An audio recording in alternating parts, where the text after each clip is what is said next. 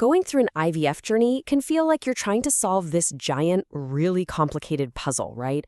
And one of the pieces that everyone talks about and gets super confused by is supplements. So today, we're going to dive in and figure out exactly where this piece fits.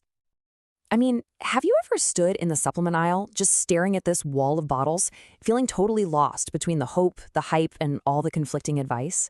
If so, trust me, you are in very good company. It's a feeling so many of us share. You feel this pressure to do everything perfectly, and supplements can feel like a total maze. Our goal here is to just give you a clear map, a straight path right through it all. Okay, first things first, let's get real about what you can actually expect. It's so important to understand what supplements can do, and maybe even more importantly, what they can't.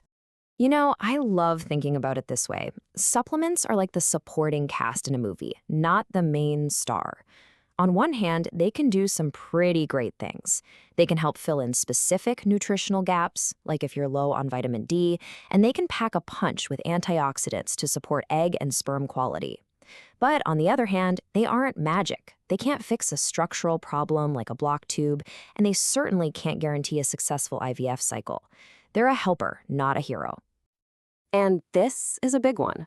This is not a quick fix, not at all. Think about it. It takes about 90 days for both eggs and sperm to develop. So if you want any supplement to have a real meaningful impact on their quality, you really need to give yourself at least a 3-month head start before your IVF cycle. It's all about playing the long game. Okay, time for a little reality check. There's this one little word in the supplement world that causes so much confusion, and that word is natural. This is so important to remember.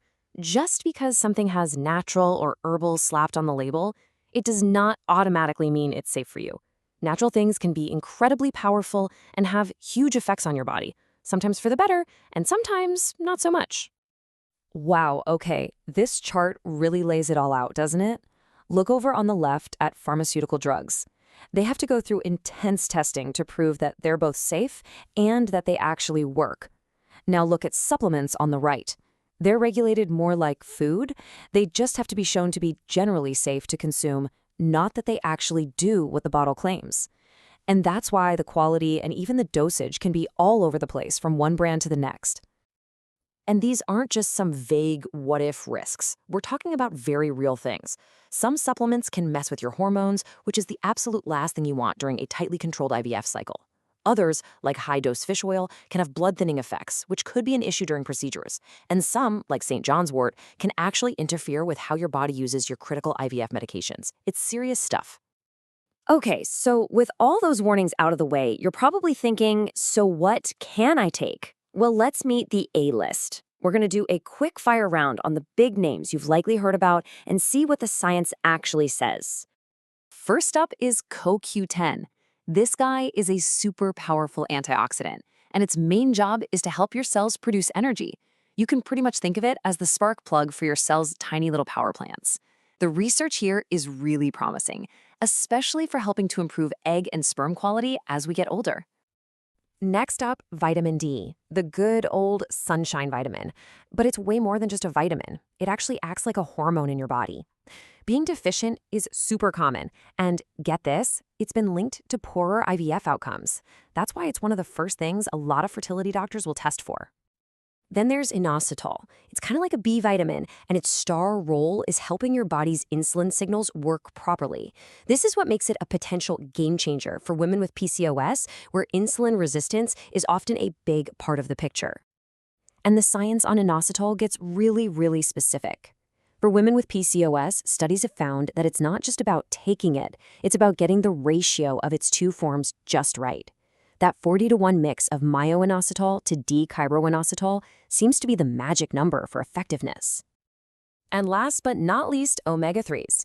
These essential fats are absolute superstars when it comes to fighting inflammation in the body.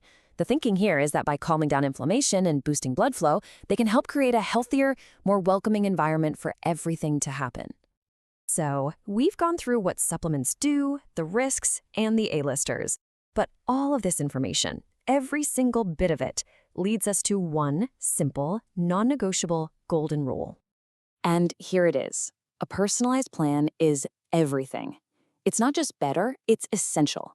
The advice you read on a random blog or that your friend gives you just can't compare to a plan that's been made specifically for you, your body, and your unique situation. And here's exactly why that matters so much.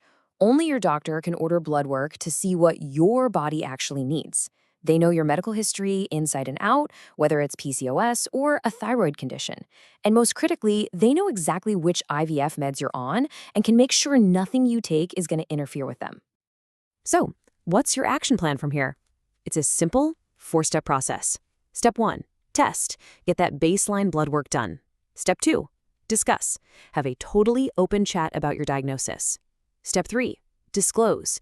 And this one's huge. Tell your doctor every single thing you are taking. No exceptions. And finally, step 4, follow. Just stick to the plan they create just for you. So that leaves us with one final question. We know supplements aren't some magic cure, but it makes you wonder, with a smart, personalized strategy guided by your doctor, could the right supplements be that final, missing piece of your fertility puzzle? And of course, we have to say this content is purely for informational and educational purposes. It is not in any way professional medical advice. For that, you should always consult with a doctor.